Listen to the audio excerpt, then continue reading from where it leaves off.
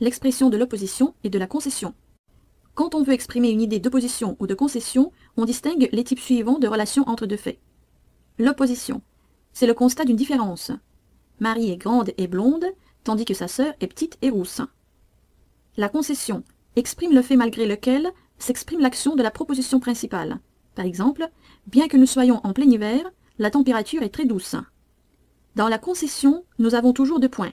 Premièrement, on reconnaît un fait, donc on concède, bien que nous soyons en plein hiver, et ensuite, on y oppose un autre fait. La température est très douce, en démontrant ainsi que ce qui précède n'est pas pertinent. On emploie l'indicatif, le subjonctif et le conditionnel pour exprimer les diverses nuances de l'opposition et de la concession. Notez qu'en général, le verbe de la subordonnée se met au subjonctif. Considérons tout d'abord les propositions subordonnées à l'indicatif. Certaines expressions marquant le temps ou la supposition peuvent marquer aussi l'opposition. Par exemple, alors que, tandis que. Cet été a été très chaud, alors que l'été dernier a été très froid. Dans ce cas, alors que signifie par contre. L'été dernier a été très froid, on oppose deux faits. Faites attention à ne pas confondre alors que et tandis que, qui exprime une opposition avec pendant que. Nous ne pouvons pas dire Marie est blonde pendant que sa sœur est rousse. Nous devons dire Marie est blonde alors que ou tandis que sa sœur est rousse. Même si exprime l'opposition en même temps que l'hypothèse. L'emploi des temps est le même que dans la subordonnée introduite par si. Même si vous arrivez tard, n'hésitez pas à me rejoindre. Hypothèse, vous arriverez peut-être en retard. Opposition, mais venez me rejoindre. Même si tout le monde était d'accord pour protéger l'environnement, beaucoup de gens ne respecteraient pas la réglementation. Hypothèse, tout le monde serait d'accord pour protéger l'environnement.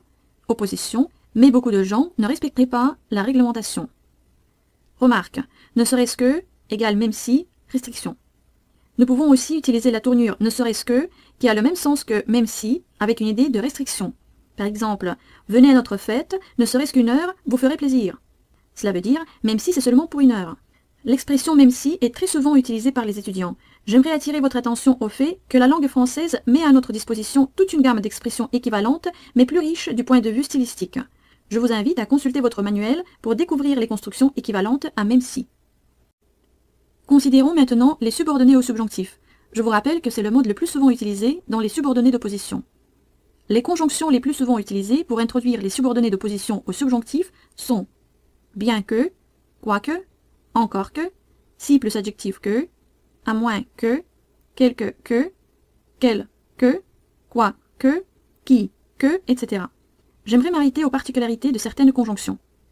Vous avez peut-être remarqué que parmi ces conjonctions, nous avons des expressions qui sont assez similaires, par exemple quoique, qu'on écrit ensemble, et quoique en deux mots. Quoique ou quoique.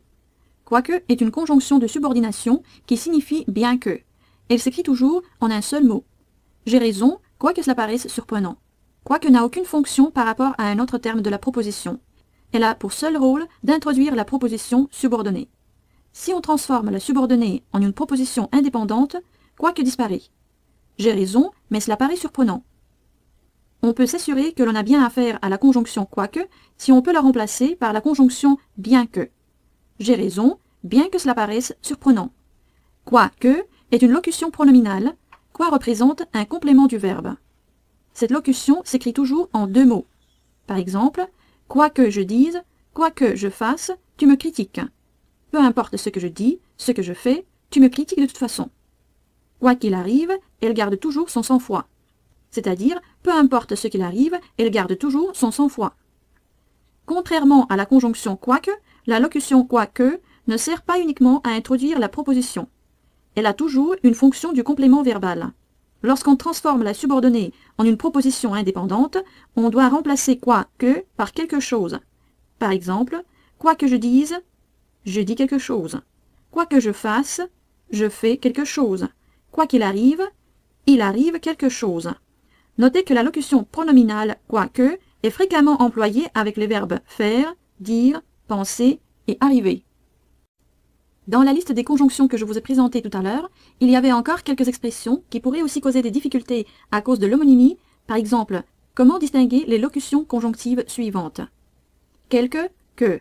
Par exemple, quelque difficiles que soient ces exercices, il faut absolument les faire et comprendre. Quelque, que. Par exemple, Quelques objections que vous ayez, cette décision est définitive. Quelle, que. Par exemple, quelle que soit l'heure, appelez-nous. Dans le premier cas, nous avons quelque plus adjectif plus que. Dans cette construction, quelque caractérise l'adjectif. Dans notre exemple, il s'agit de l'adjectif difficile. Ainsi, dans quelque plus adjectif, quelque est un adverbe et il reste invariable.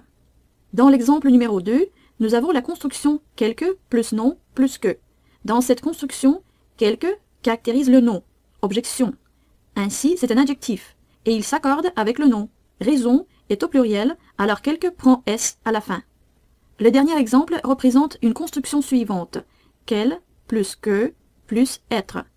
Quel, que s'écrivent en deux mots quand ils sont suivis du verbe être. Dans ce contexte, quel est un adjectif qui s'accorde avec le sujet du verbe être. Ainsi, dans notre exemple, quelle que soit l'heure, appelez-nous. Nous accordons quelle avec l'heure, qui est féminin singulier, donc on écrit quelle avec deux L, E à la fin. Comme toutes ces constructions s'emploient fréquemment en français, il est important de savoir les distinguer.